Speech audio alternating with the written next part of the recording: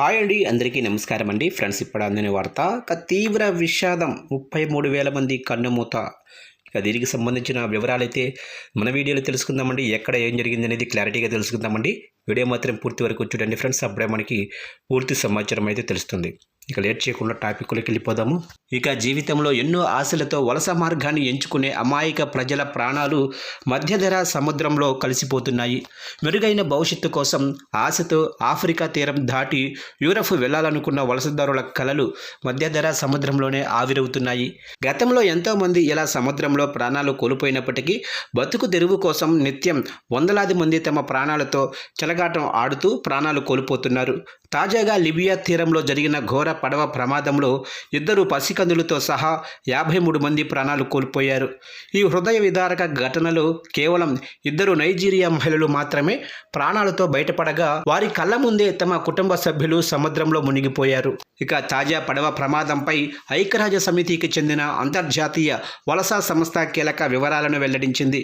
ఈ వివరాల ప్రకారం సుమారు 55 మంది వలసదారులతో కూడిన రబ్బర్ బోటు ఫిబ్రవరి 5వ తారీఖున గురువారం రాత్రి 11 గంటల సమయంలో లిబియాలోని జావియా నగరం నుంచి బయలుదేరింది. ప్రయాణం మొదలైన 6 గంటలకే సముద్రపు అలల ఉధృతికి బోటులోకి నీరు చేరి జువారా తీరానికి సమీపంలో బోల్తా పడింది.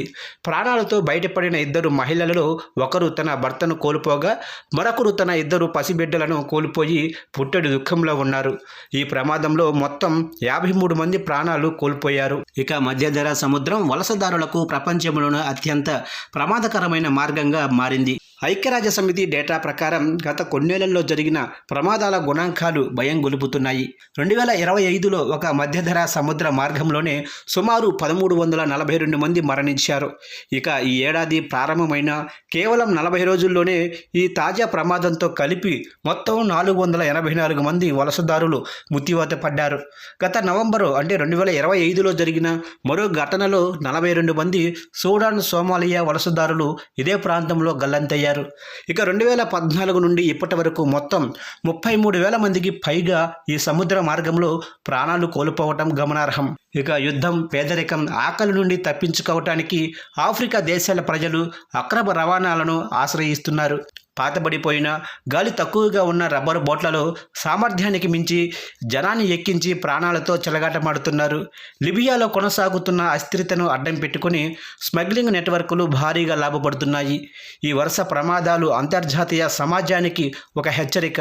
వలసదారుల కోసం సురక్షితమైన మార్గాలను ఏర్పాటు చేయకపోతే మధ్యధరా సముద్రం మరిన్ని వేల మందికి సామూహిక సమాధిగా మారుతూనే ఉంటుందని విశ్లేషకులు విమర్శిస్తున్నారు.